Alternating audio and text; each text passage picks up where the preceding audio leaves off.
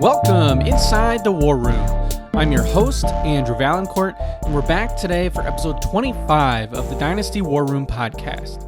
On today's show, we're going to break down the NFC South.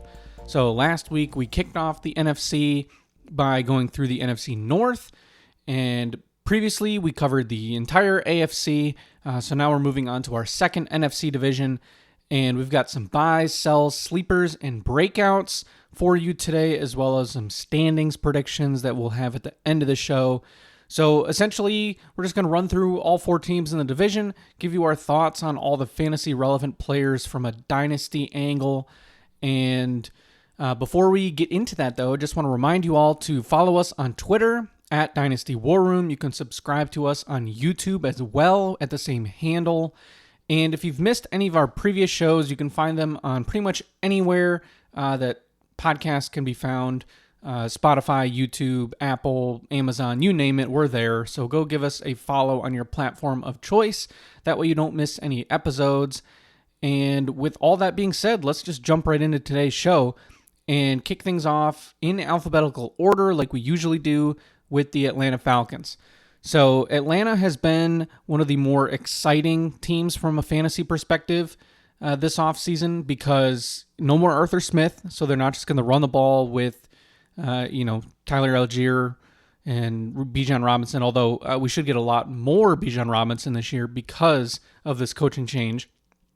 And we're going to get a much better passing attack. So that's really the big appeal with Kirk Cousins coming in, the new coaching staff coming over, and Kirk Cousins is being valued as the QB 26 on Keep Trade Cut. And then they drafted Michael Penix Jr. out of Washington and Indiana in the top 10 of the NFL draft. A little bit of a puzzling decision. He's being ranked on Keep Trade Cut as QB 22. So he's actually being valued above Kirk Cousins, which is an interesting decision. But we're going to break that down here in a second. But first, starting with Cousins, coming off of an Achilles injury, which is never a guarantee to fully recover from. So that's obviously the most concerning thing about Kirk Cousins is serious injury. How's he going to bounce back? He's on a new team, new situation, but he's being priced in the same group as Baker Mayfield, Deshaun Watson, Matt Stafford, but behind some of the young, unproven quarterbacks like Will Levis, Bryce Young, Penix, who we just talked about, Bo Nix. So I am not sure that I fully agree with Michael Penix being ranked from a market value standpoint ahead of Kirk Cousins, but I do understand it because there is some considerable risk to Kirk Cousins between the injury and the new situation, his age, and the fact that obviously the team believes in Michael Penix Jr., and so they took him in the top 10. So you'd kind of have to think from a best-case scenario that Kirk Cousins has at most 2 years as the starting quarterback in Atlanta. Now, he did sign a 4-year contract, but the way the money works is it's really a 2-year deal, and then they can move on with pretty minimal repercussions from a salary cap standpoint.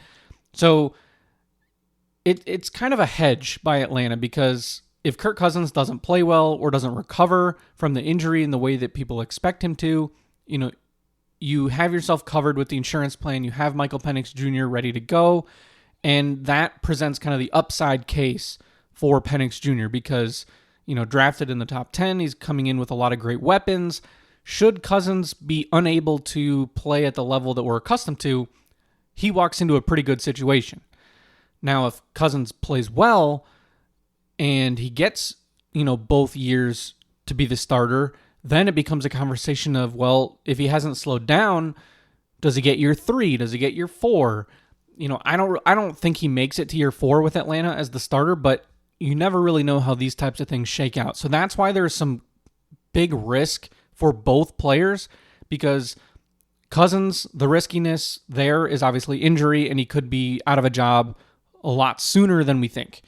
But on the flip side, he could be there for a while with a great offense, good coordinators, loaded weapons between Bijan and Drake London, Kyle Pitts. And that would hurt Michael Penix because then you're talking at least 2 years sitting on the bench. He's already an older quarterback coming into the league. By the time he starts, he could be 26, 27. And that's not a great situation either. So it's a bit interesting. I really think that the best way to handle this scenario, if you're able to swing it, depending on what stage you are in your league, and obviously we're past rookie drafts, but this is a scenario to me where I think having both makes a ton of sense because neither one is priced high enough to where you're going to have to overpay to get one. QB26, QB22, very affordable prices given the quarterback landscape. And, each one costs about a second round pick. And so I think if you have both, you're covered. If Cousins plays well, great. You have his backup, the first round pick. And if he doesn't, or the injury recovery doesn't happen as well as you would hope, you have Penix ready to go, and you don't, lose much, for your fantasy team. So I think Kirk Cousins is, if you can only have one or the other, it depends on your scenario. So if you're, an upper tier contender, you obviously want Cousins because he's actually, going to play, be the starter. And if you're a rebuilding team, then you certainly want Michael Penix Jr. on your team. So just kind of depends there if you're, starting from scratch or in your startup, or, depending on if you're going to make a trade for only one of them, it just depends where your team is at. But having both really is kind of the best way to handle the scenario, in my opinion. So if you've been able to pull that off, I think that's a good move and will benefit you in the long run at the position. Bijan Robinson, RB1 on Keep Trade Cut. I think that's pretty consensus among pretty much everyone. I don't know anyone that doesn't have Bijan as their RB1, but that's not to say that it's impossible. I know Breece Hall has a lot of fans. Christian McCaffrey still, even though his age is up there, is so good that, he has to stay in the mix, as a top 5 dynasty running back. But all things considered, age, projection, Bijan Robinson is my Bijan 1, and he should be in for a great season. He's in a new system. I would like to believe that this coaching staff will see that he is the far superior running back to Tyler Algier and the rest of the room. So, he's a true 3-down bell cow workhorse running back, and he should be in line for a really good season. And he's young enough that if you're talking having to take him in a startup at, the 1-2 turn, he should be somebody that you can count on for, the next 4 or 5 seasons at least. Obviously, the running back lifespans can be a little bit shorter than wide receiver, but Bijan Robinson is one of those guys that I think you can still take over sort of that group second tier of wide receivers because he's that good. So to me, he's one of really only 3 or 4 running backs that can finish as the running back 1 overall this season from a redraft standpoint. And, I think he's in that mix with Breece Hall, Christian McCaffrey, obviously. And then I think Jahmyr Gibbs is maybe the one other guy that, has a chance, but I think that's probably injury dependent, if something were to happen to David Montgomery. So without factoring in injuries, I think it's truly Christian McCaffrey and then Bijan and Breece. So I think that says it all right there for him. Tyler Algier, though, still remains a very valuable handcuff, even though his role will probably be diminished. So, I wouldn't just, move off of him completely. I think he's still a good piece to have on your bench as depth in case there is an injury. And if you want to take a shot on a low-level rookie, Jace McClellan is in line to potentially be the third-string running back for this team as a rookie. So could be worth a bench spot as well if you're the Bijan manager. And other than that, that's all there is to say about the Atlanta running back room. Now, wide receiver is a whole different story because I think there's a lot more to talk about from, moving past just the number 1 guy. And Drake London, of course, is going to be that number 1 guy, being valued as the wide receiver 12. But there's also Darnell Mooney at wide receiver 81, Rondale Moore at wide receiver 85. And those are really the 2 other guys that I expect to be valuable contributors in some sense. There is a rookie, Casey Washington, there. But from a fantasy perspective, it's really the top 3 that I am focused on and that I have interest in. And Drake London has been one of my favorite off-season breakouts, as he's been for pretty much everybody, right? His breakout is priced into his dynasty value right now because wide receiver 12 is not where he would or should be valued if he wasn't being projected for a huge QB upgrade. because he hasn't been a wide receiver one in his couple years in the NFL. So his rank is all projection based right now, which does make it a little bit risky on the off chance it doesn't happen. But he was such a good prospect, top 10 pick. The underlying numbers have been really good, and he's been just a very good NFL player as it is. So even though the volume hasn't quite been there, I think it should be this season, and that, of course, is why he's being valued as high as he is. So wide receiver 12, I think it's fair. And he's right in between Jalen Waddle and Chris Olave, which I think makes a lot of sense. And at wide receiver 12, and being only 23 years old, I do think that he's probably somebody that still has a chance to see his value increase going into next year, which can be tough once you get past, your first couple seasons. But I think he has a chance to ascend to being kind of one of those true dynasty number one wide receivers in sort of that second group after that truly elite group, which I think probably is 4 wide receivers. Justin Jefferson, CeeDee Lamb, Jamar Chase, and then Amon-Ra St. Brown. So Drake London, I think, is somebody that will probably fit into that, back end of the top 10 from a dynasty value standpoint after the season, which I think means that he'll have a great fantasy year. So he's probably too expensive to try to acquire now. You probably missed the boat on that, but if you have him, you've held on, you should be in for a good season. Now, Darnell Mooney at wide receiver 81 is somebody that I think is really interesting and is a huge buy for me because wide receiver 81 is such a low price. I mean, we're talking third round pick, if that, in a lot of situations to get him. He's only being valued 4 spots ahead of Rondale Moore, who you can get for a 4th. So I think that Mooney could be somebody that definitely moves up in the dynasty ranks.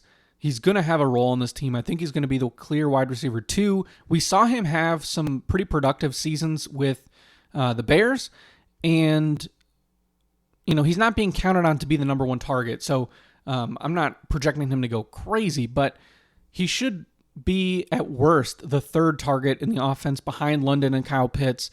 And we've seen Kirk Cousins support, 3 good options in the passing game.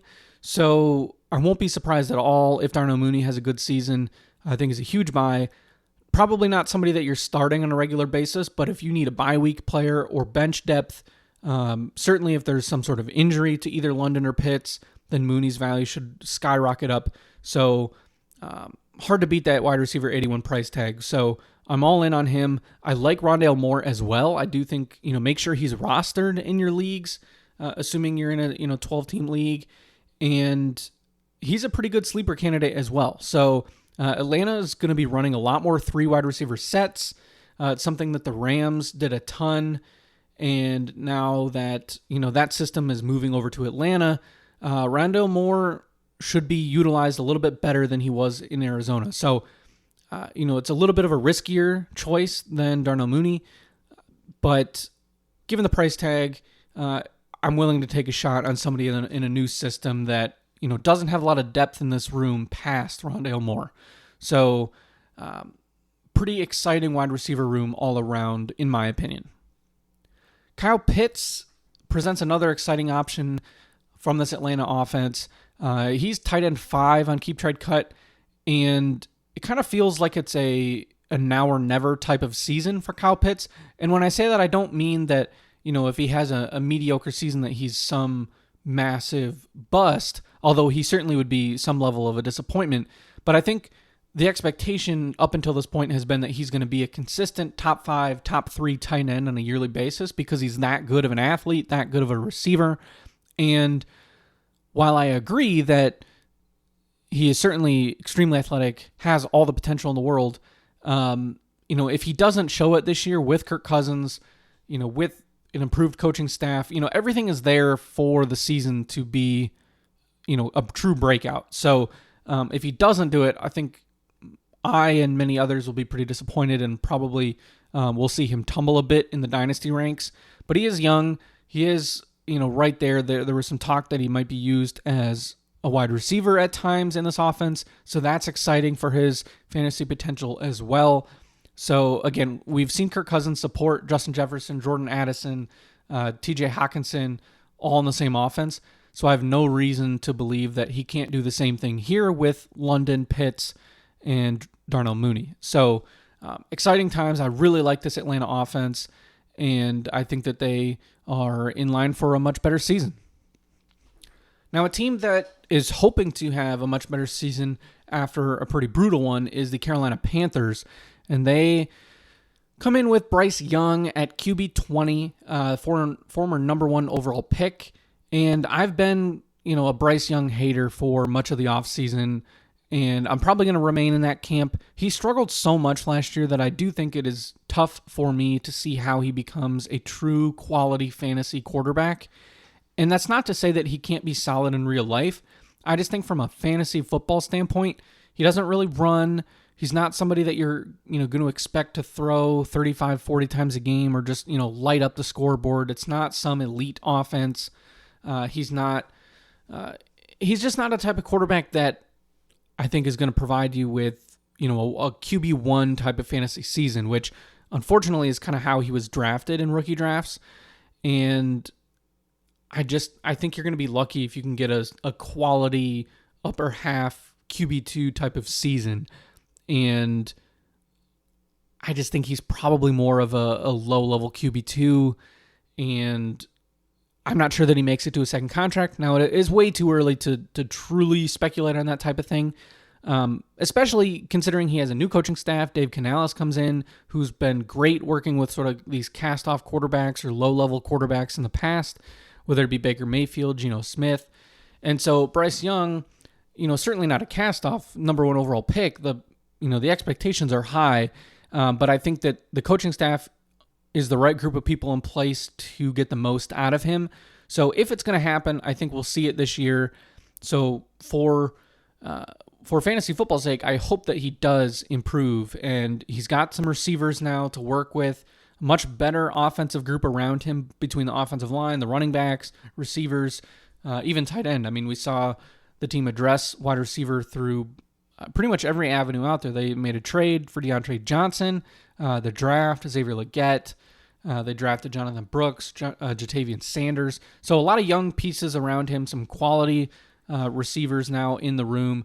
So the potential is certainly there. So I think even though I might be out on Bryce Young from a general standpoint, that probably just means I'm not trading for him or drafting him in redraft, because if you're looking at it, Bryce Young is somebody that if he's on your dynasty team, you probably drafted him with a top 4, top 5 pick in your rookie draft, maybe even number 2 overall.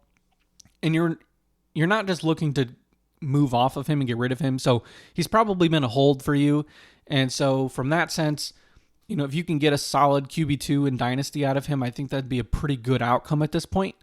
And he's being valued right between J.J. McCarthy and Will Levis. So I think that's a pretty fair spot, but I would definitely rather have J.J. McCarthy. So if that's a trade that you can swing, I would do that.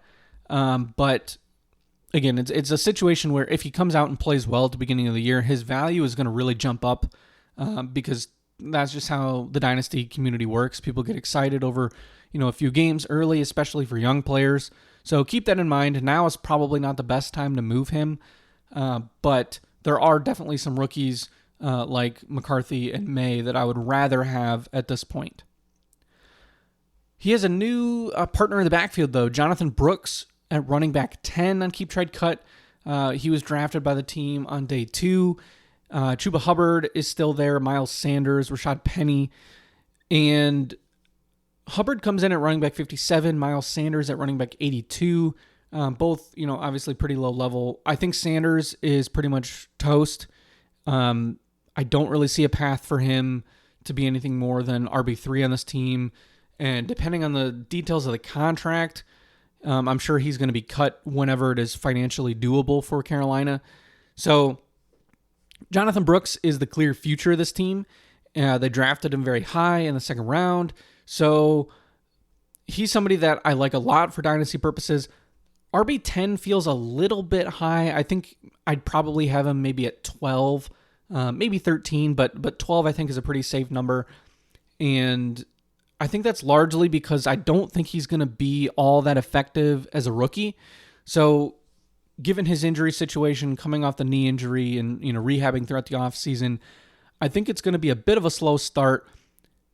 And, he might pick things up by the end of the season and be in full force for next year. So 2025, Jonathan Brooks is somebody that I'm definitely in on, assuming he doesn't look completely awful in the fall. But I think that also makes his value pretty solid. I don't think it's going to drop very much. If anything, I think he's a pretty good bet to have his value increase next year, especially if he finishes the year strong.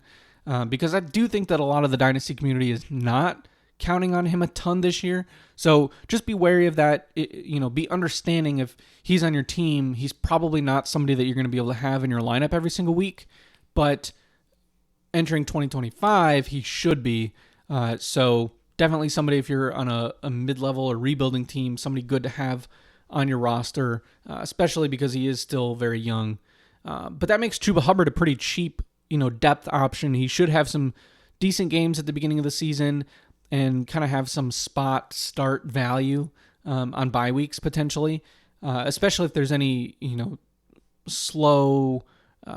slowness in Brooks' recovery from that knee injury. So Hubbard, an interesting guy to throw on the end of your bench. Moving on over to wide receiver, Deontay Johnson coming over from Pittsburgh. He's being valued as wide receiver 44. Xavier Legette, the new rookie, and he comes in at wide receiver 45. Adam Thielen is still there at wide receiver 89. Jonathan Mingo at wide receiver 91. And then a pretty interesting deep sleeper name that I like is Jalen Coker from he came out of the FCS where he put up monster numbers in college. Now, he was undrafted, so there's a pretty good chance he starts the year on the practice squad. But should he make the roster, the competition's not that much. It's pretty much Terrace Marshall Jr., who I think is pretty much done. So could be some sleeper potential there. It might not happen early, maybe late in the season or for next year if something happens with Adam Thielen. But just a name to keep an eye on. You don't necessarily need to add him to your rosters unless you have the space. But he could be a good taxi squad target if you have one of those, or just somebody to keep an eye on. Just see when he gets called up at some point, because I'd be surprised if he never sees the field throughout the course of the season. But from the players that we know are going to be there and we know will have fantasy impact, that starts with Johnson. And Johnson should have a pretty solid year. He's a target hog. He's going to come over and probably take over some of what we saw from Adam Thielen last year, who had a few, really good weeks for fantasy. So we could see that again from Deontay Johnson. Still is a pretty good player and is kind of a perfect receiver for what Bryce Young needs. Somebody that can get open, just a good safety valve. So while I don't expect him to be some big deep threat or a high touchdown upside guy, PPR leagues in particular should, be very good for Johnson. So he's the first guy that we want to talk about. But then Xavier Legette is an interesting player because, he's got this great size and speed combo, and he had really good numbers last year at South Carolina, but he did nothing in college for the first 4 years of his career before breaking out in his fifth year. And it's tough because we don't see that type of profile succeed a lot in the NFL, but we also don't see his size and speed combo all that often. So, and it was a true breakout. It wasn't just like he had a decent senior season. I mean, it was a really good final season in the SEC. So the potential is there. I suspect it'll be a bit of a slow start for him. And then probably, if he hits, I think he's probably going to be a true boom bust type of prospect. He's either going to be really good for fantasy or he's just going to be a bust. Some of that will depend his value, obviously, on his quarterback. So if Bryce Young, takes off and takes that next level and can be a solid, QB2, that's where I think Xavier Legette, could be in a situation where he can be a really good outside receiver, have some good dynasty value. Because I think Jonathan Mingo is, probably, I think they're counting him out already. He had a really rough rookie season, was a rough prospect. Adam Thielen, while he's been very good and consistent over the years, he is getting up there in age, so I think he probably ages out after this year. He could be a pretty cheap, good player to have on your bench if you're a contender that's going to cost you next to nothing. A fourth-round pick for sure would get that done. So there is a little bit left there, I think. And we mentioned Coker as a deep sleeper, but it's an interesting wide receiver room, to say the least. Moving over to tight end, there's Jatavian Sanders, who comes in at tight end 21, and he is in the room with Ian Thomas and Tommy Tremble. And I don't know that Jatavian Sanders is going to be the starter to start the season. He's probably going to have to wait.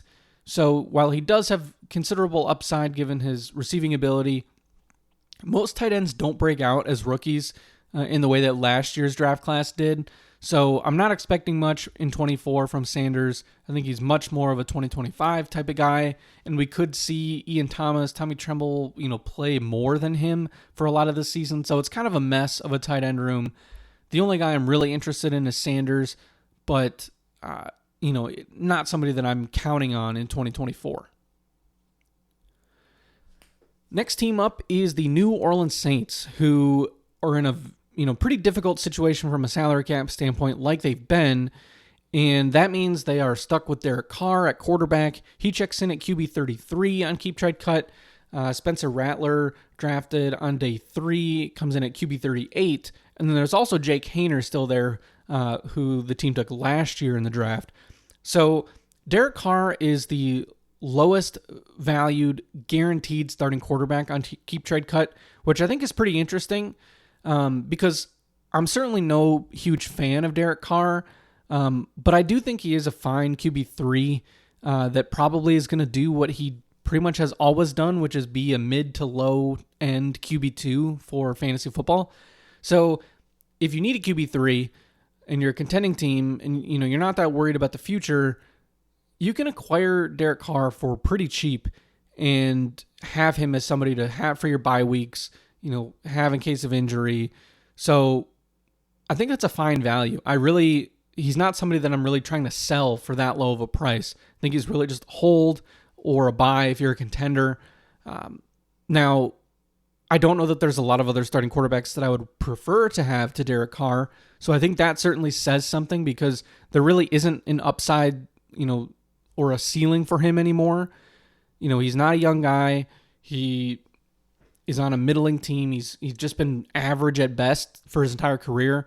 So, that's why there's really no upside. He doesn't run the ball. So I can understand from a fantasy aspect why he's not really being looked at that highly, but that doesn't mean there's no place for him in your dynasty teams. Is he going to be the starter in 24 by the end of the season? Like week 16, week 17. I think there is an outside chance that they give Rattler or Haener a look if this team is out of the mix, but they might be just mediocre enough to, be stuck playing Derek Carr the whole season. 2025 could be a little bit different if he struggles. But again, I think the contract situation is going to make it difficult to move on. And I think that's why that Spencer Rattler is getting some sort of, love in the dynasty community because people recognize that it might be difficult for them to bring in, a higher tier player. But I still think that Carr is probably the guy this year and probably next year as well, even though I don't think it's going to be anything great. So, and I don't think that it's a complete given that Rattler is automatically the backup. He's going to have to earn that role. And even if he does start a game or two at the end of the season, I don't think that there's a good chance that he works out. But I can understand the appeal for, throwing him onto your bench in case he does, since obviously the upside would be huge, getting a starting quarterback. But I'm skeptical. I'm not a real big fan of this, team as a whole for fantasy. But it does, make me a little bit less excited about some of the receiving options and whatnot. So in the offense as a whole, which I think hurts Alvin Kamara, who is RB27 and still the starter and leader of this running back group. To me, he's a pretty solid one-year option. He's still going to catch a lot of passes and whatnot, but I think we could see it turn into a little bit more of a committee as the year goes on with Kendre Miller, who is RB36. Jamal Williams is still there as well at RB99. I think he's pretty much done. So as fun as he is as a person and a personality, I just don't know that he's going to be able to do enough to have any sort of fantasy relevance ever again. So Kamara is one of those guys that's just been awesome forever, but he's getting up there in age. He's almost 30, and I think RB27 actually could be a few spots too high, but it really depends on kind of what that breakdown looks like with Kendre Miller, who is very young, missed most of his rookie season before coming in at the end and having a nice game. So I think that Kendre Miller is somebody that will probably earn more early down work and turn it into a bit more of a committee, and then cement himself as the 2025 starter for this team when they presumably will move on Alvin Kamara between the age and salary and everything else. I think it'll be hard to make that work next year.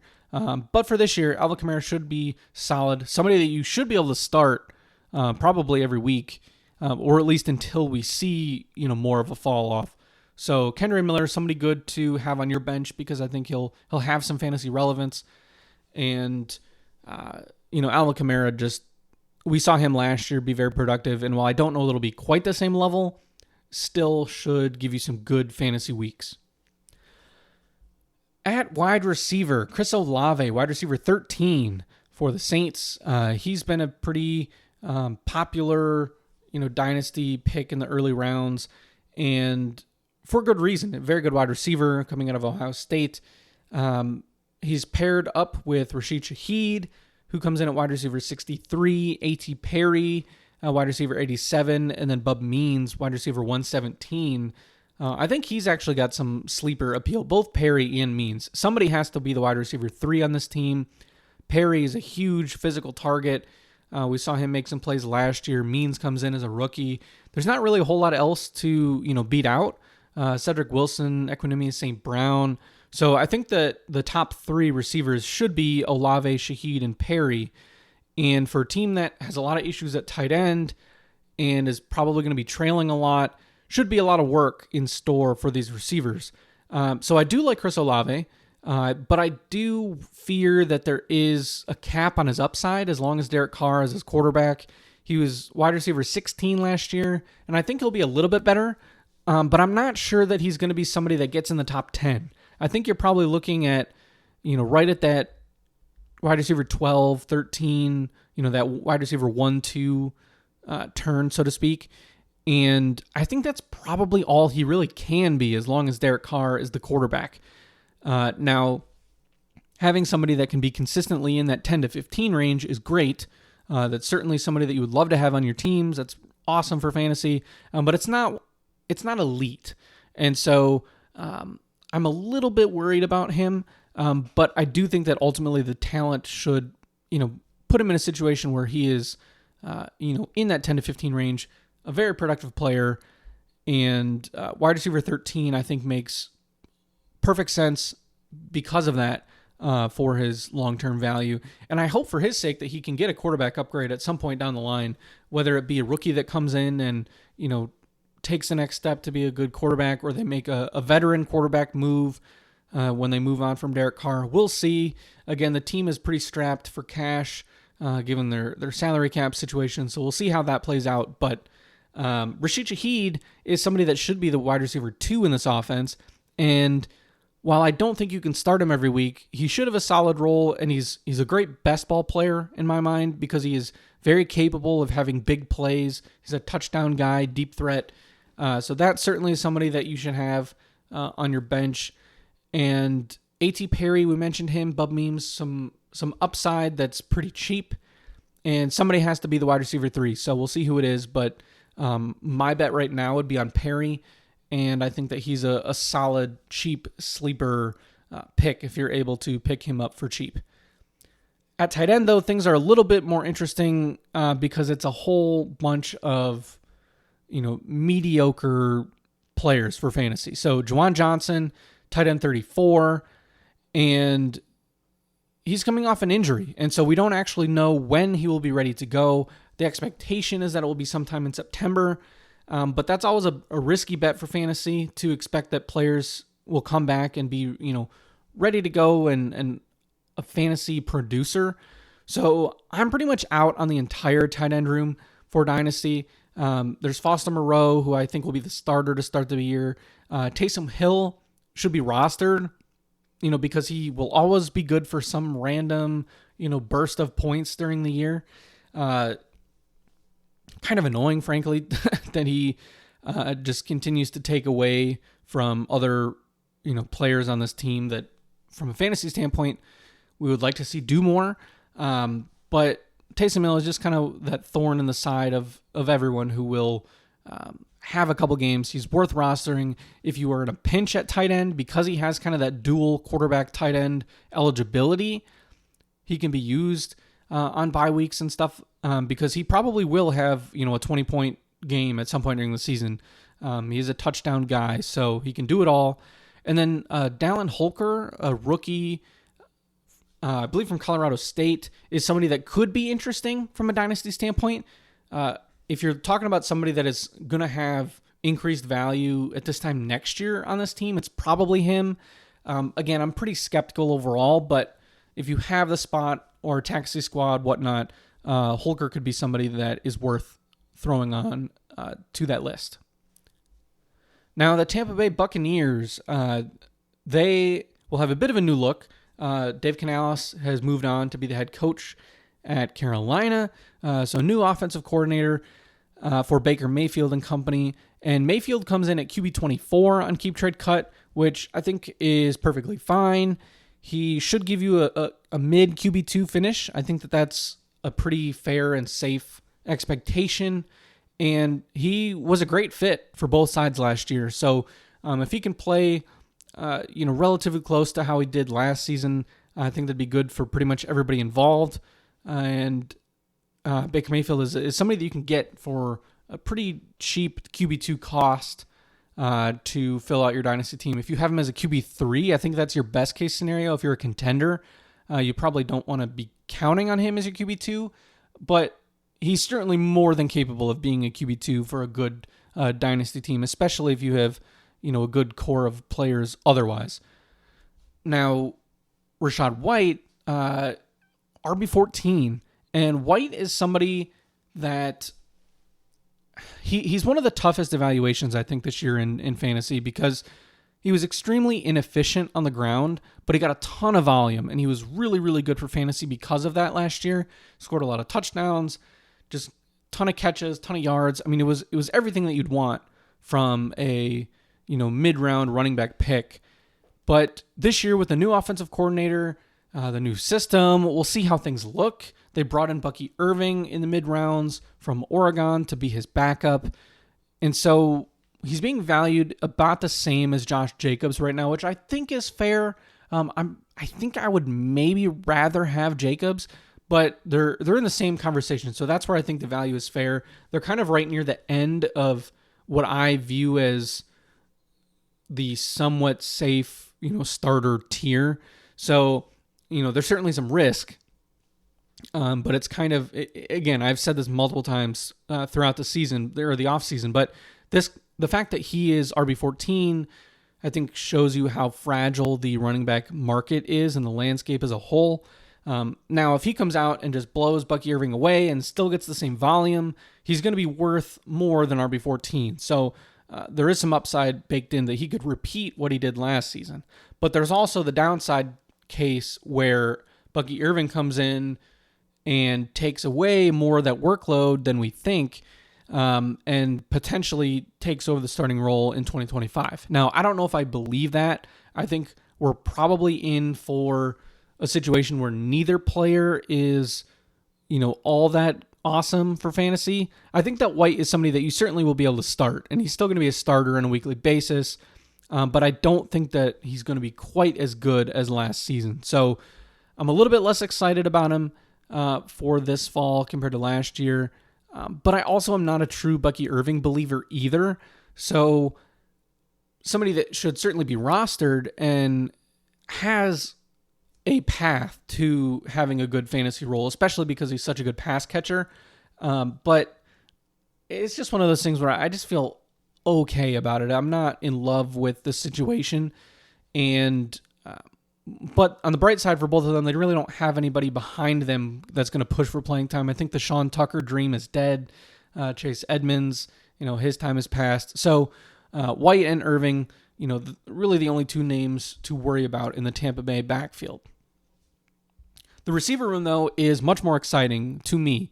And so there's Mike Evans at wide receiver 34, Chris Godwin at wide receiver 42, Trey Palmer, wide receiver 86, and then Jalen McMillan at wide receiver 72. And they also brought in Sterling Shepard. So pretty solid group of receivers here.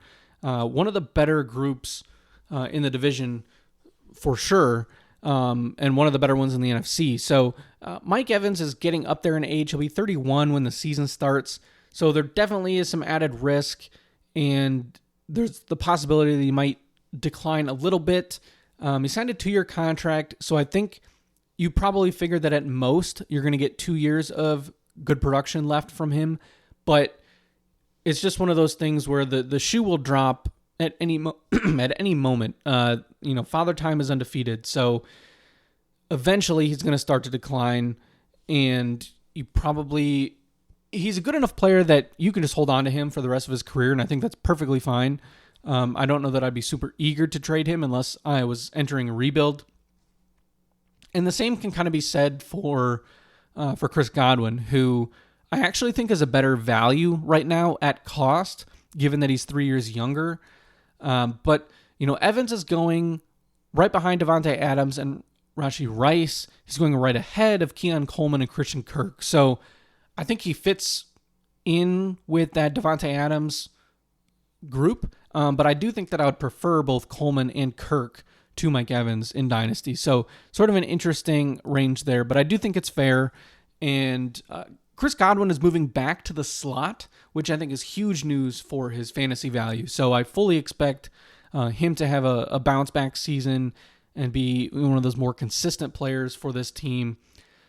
And then there's some pretty good young receivers behind Evans and Godwin. I mean, I think Palmer had a pretty nice rookie season, and he should have some value. Jalen McMillan, who the team took in the 3rd round, will likely take some snaps and be involved. So a lot to like about the receiver room, and it reminds me a little bit of Green Bay, just without the established veteran presence. But the idea that you have 4 wide receivers that all should be more than capable of producing, I think it's a good sign, especially for Baker Mayfield, and would make me more comfortable having him as a starter because he's got such good weapons at the receiver spot.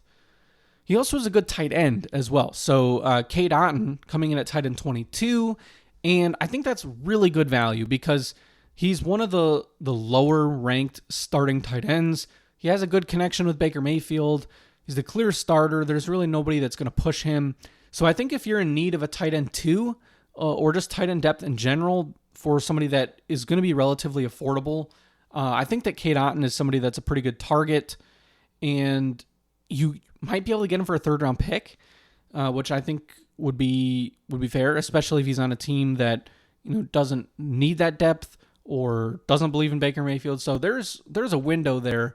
Now the downside is that he's going to be clearly behind Mike Evans, Chris Godwin, and potentially one of the other wide receivers, along with Rachaad White. So, we'll see how things shake out. But for a cheap tight end that you can start, bye weeks, have just injury insurance, and he had some pretty solid games last season. So I'm in on Cade Otton at his current cost.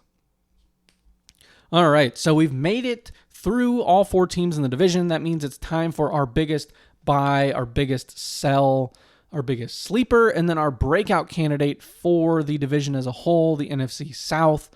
And then we'll have some predictions for the standings as well. So let's start with the biggest buy, and I think that's Darnell Mooney, who comes in at wide receiver 81. We talked about him as being somebody that I'm very excited for because Atlanta is going to have to throw the ball more. This is going to be a better offense. It's obviously been a huge upgrade at the position from Desmond Ridder, regardless of whether it's Cousins or Michael Penix. So I'm excited about Mooney. You can get him for very little, And for somebody that even has the potential to be a flex play at times during the season, I think that's pretty good for what compared to what people expect right now. So Darnell Mooney, somebody that I would like to acquire. I have him on a number of my teams already, and is cheap enough that it's certainly worth the cost. Now, the biggest sell is tough for this division because I don't think that there's an obvious candidate. Nobody really jumped out to me as you should sell this guy for sure. So it's more of a soft sell. And I think that some of this comes to the fact that the running back market is just so volatile. And so I have Rachaad White, RB14, and he is, again, we talked about the scenario with Bucky Irving coming in and the fact that he was so inefficient. And so I'm a little bit worried that while the volume was awesome, he maybe just isn't that good of a running back. So you can get a first-round pick plus, I think, right now for him in a lot of leagues. So depending on your league's or your team's situation, I think that's something to consider.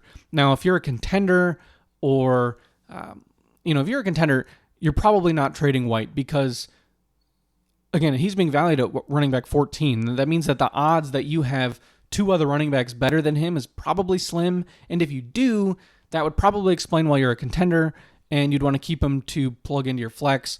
So it's probably not a move a contender should be making. But if you're stuck, excuse me, if you are stuck in the middle of the pack or, you think you're entering a rebuild, whatever the scenario is, you should probably be looking to move on from him sooner rather than later, because if he does start the year poorly, that value is going to tank.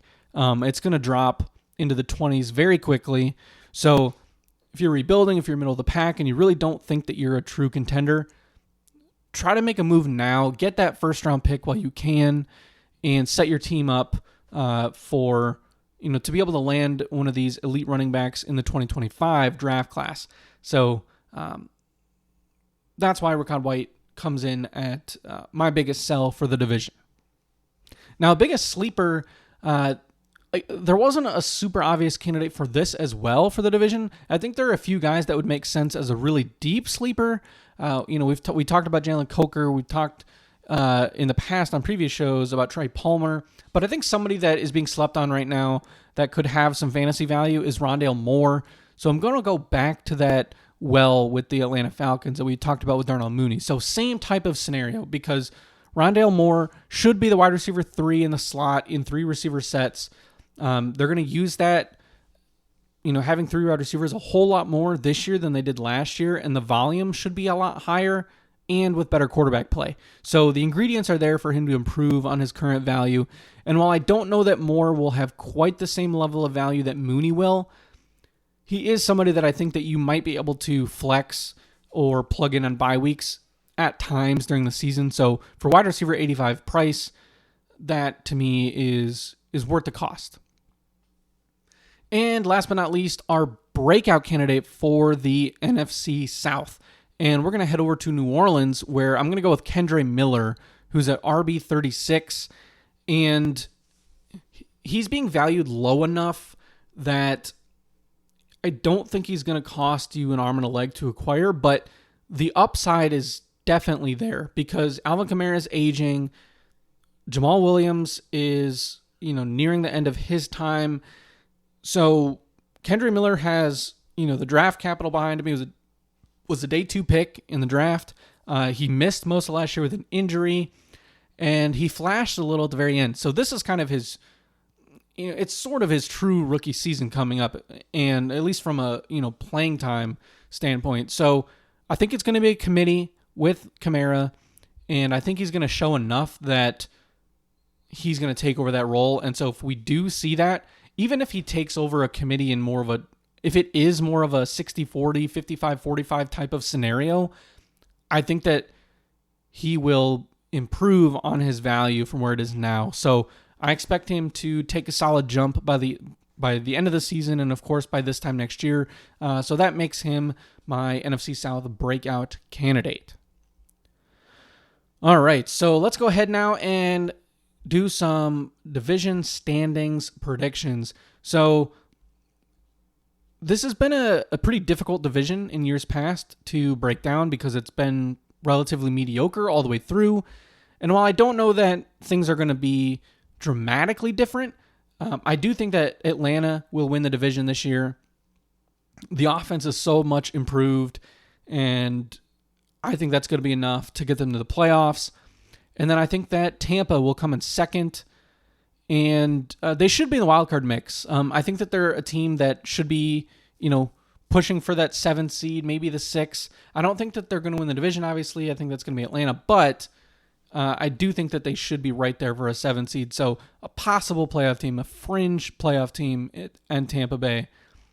And that means we're left with New Orleans and Carolina. I'm going to go with New Orleans to finish in 3rd, but to certainly miss the playoffs. And then Carolina, I think, will struggle again as well and finish in 4th. So there you have it. Atlanta, Tampa, New Orleans, and Carolina. That's my order of finish prediction for the NFC South. So that's it for today's episode. We move on to the final 2 divisions over the next 2 weeks, and then we really jump into some big time content. We have a lot of good shows coming up. My guys, MVPs, redraft rankings, storylines for this season. So we have a lot coming up. So make sure you hit that follow button on whatever platform you're currently listening to the show on, and follow us on Twitter at Dynasty War Room.